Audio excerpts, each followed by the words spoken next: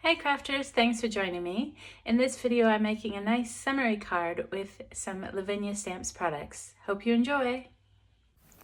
So for this card I used a piece of paper that's larger than normal. This is 4 1/4 by 7 1/2, and I wanted to make a slimline type card that was big enough to fit 2 of the large Lavinia Stamps images on. And I started with some Elements ink, and I just blended this very lightly over the background so I have a nice even blue color.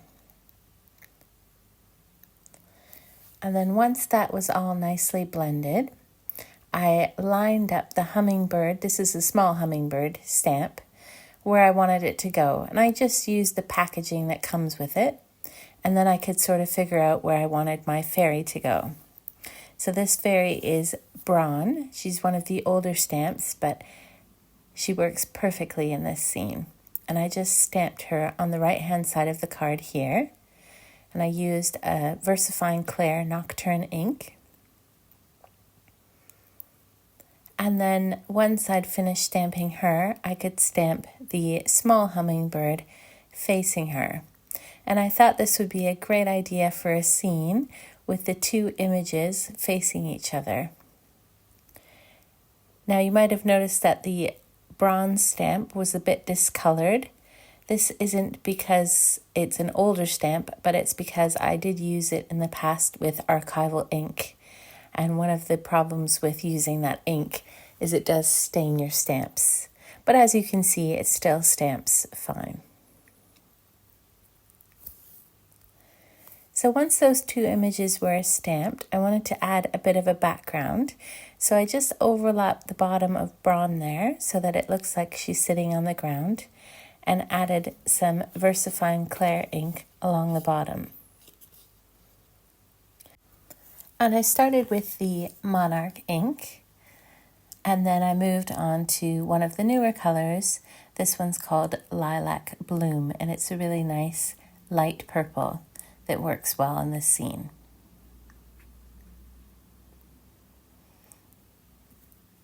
And I just blended that along the bottom there, so it goes from the darker purple to the lighter purple.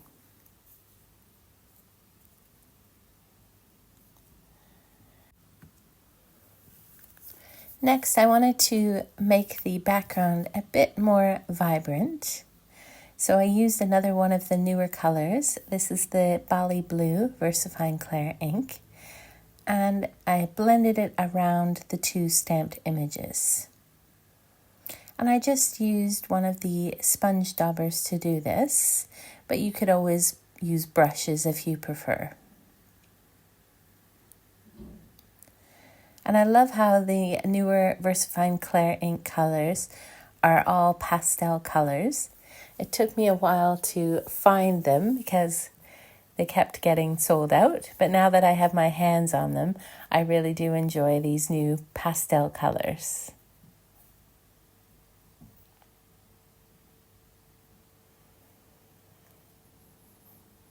So I just kept going back and forth over the background around these 2 stamped images until I was happy with the amount of blue.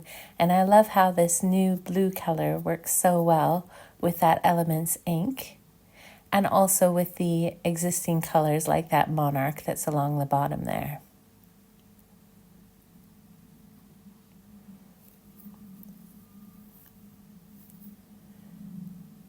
And I thought this would be great for a summertime card, but I can see myself using this color in the winter for winter cards coming up soon too. So next I used some of that Monarch ink that's along the bottom, and I stamped the garden poppy, but I didn't want the stems of the garden poppy to show. So what I did is, after stamping the flower there, I just used my stamp cloth to wipe off any excess ink along the stems, and then I could stamp it. And this gives the garden poppy a completely different look and makes it into the sort of flower that you could layer, which is what I'm going to do here. So I just repeated this, starting with that Monarch ink at the top right of the card. And then I did the same thing along the top left. And I just rotated the stamp around so I could get a nice full look from different angles.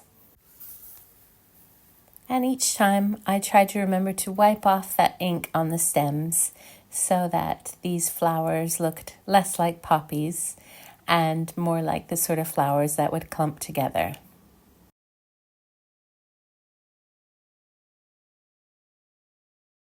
Then I switched to the Lilac Bloom ink, and then I repeated this by wiping off that excess ink on the stems and stamping these flowers along the bottom right and then the bottom left.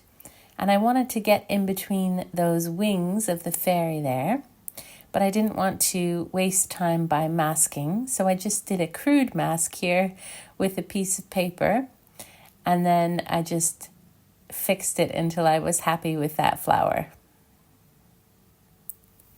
And then I repeated this on the bottom left of the card with that same Lilac Bloom ink.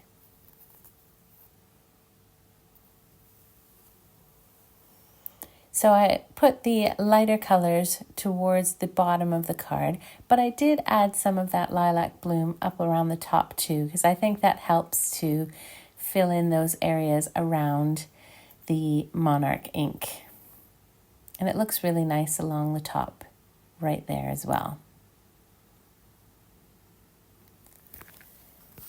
Now to make this look more like a garden, I thought it needed a bit of green.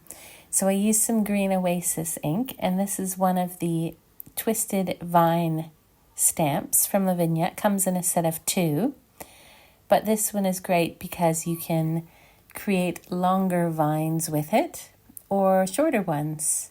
So it's really quite versatile, and I use it all the time. So I did lots of vines moving up, and then I thought I needed to balance it out and have some vines coming down as well. And I did want the purple at the bottom to stay vine free. So I used a bit of paper just to mask off that purple area. And I love how you can do smaller bits of that vine and larger bits just to fill in that area. Now I did mean to leave the majority of the purple without any vines at the bottom there, but I did accidentally forget to mask it off there. So I just went back again with that Monarch and went over the left and right corners to make sure that those were nice and purple. And then I thought I would darken up the edges as well, just to give a bit of a ambiance in the background. Now you could leave your scene like this if you like, but I wanted to take full advantage of the new VersaFine Clair colors. So I wanted to add in the baby pink, which is a lovely pastel pink. And I blended that just above the fairy and the hummingbird to give the sky a really nice pinky purple look. And I went in between the fairy and the ground there, around her wings and over that area. And it is a bit difficult to blend the VersaFine Clair inks, but not impossible. You just need to work at it gradually. But I love how this background is pink and blue and purple and all these great colors combined.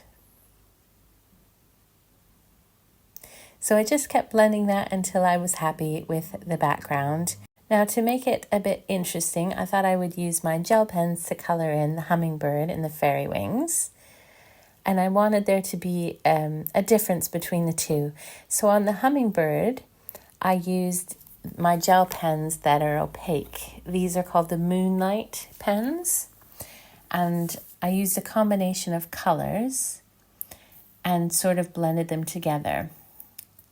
I had planned to use this orange, but it did stop working, so I ended up replacing it with another color.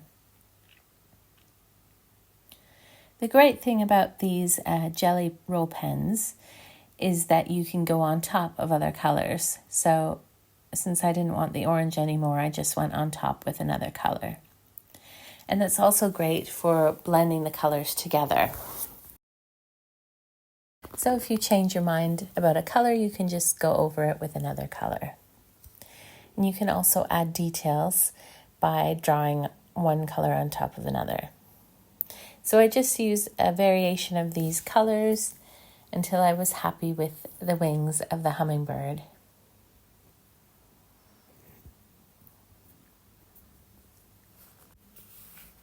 Now, if you want a smoother blend with your Jelly Roll pen, you can use a wet paintbrush and gently blend them together. But I kind of like this look here. And as you see, the more I go over it, I think it starts to come together and looks even better. And you can customize the colors that you want to use, but I thought, my hummingbird would have every color, so that's why I just picked all the colors that I had in this style.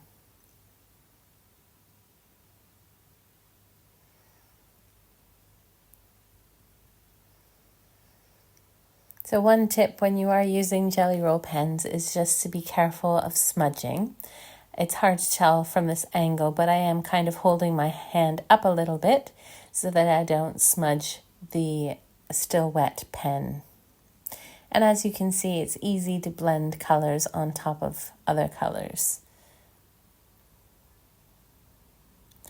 So the only exception to using the Moonlight pens on the hummingbird is his beak, which I decided to color in with a different kind of Jelly Roll pen.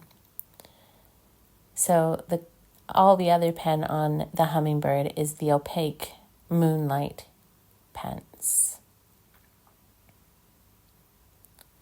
Now for his beak, I'm going to use the gold Stardust pen. And the Stardust pens are the ones that I use on the fairy here. They're very sparkly and they're slightly transparent. So it really gives a mystical feel to them, and they're perfect for fairies. So I used a combination of 3 of the Stardust colors on the fairy's wings and also on her hair and, like I said, on the hummingbird's beak. If you prefer, you could always use just the Stardust pens or just the Moonlight, but of course it depends on what craft supplies you have. The great thing about these Stardust pens, though, is the amount of sparkle. As you can see here, they're so sparkly and even more sparkly in real life. Just gorgeous. And they're easy enough to use with the fine tips, so they're perfect for coloring in the fairy's hair and other small areas like this. Now I was contemplating fixing the fairy's legs and thighs there where it didn't stamp perfectly, but I decided to leave it in the end because I figured the recipient's attention would be on that beautiful sparkle detail. And to finish off the hummingbird, I just did a few strokes of that beautiful gold Stardust pen to give him a bit of sparkle as well. Just gorgeous. Now I wanted to add a tiny bit more glitter, but first I put this onto my card blank. So this is a 4.5 by 7 3/4 card blank, which is easy enough to make from a piece of A4 paper. And I wanted to use one of the Lavinia Stamps biodegradable glitters. So I used my Quickie glue pen and added some random dots on the right hand side of the card along the top here and then along the left hand side. And I contemplated adding some glitter along the bottom of the card where the fairy's sitting, but I decided in the end that there was more than enough sparkle and shine on this card already. So I added the purple glitter, I believe this one's called Fairy Tales, and sprinkled it on and took off the excess glitter.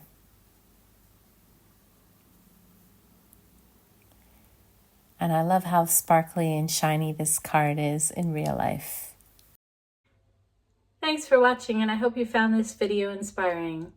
If you haven't already, please subscribe so that you're notified whenever I post a new video. Have a crafty day!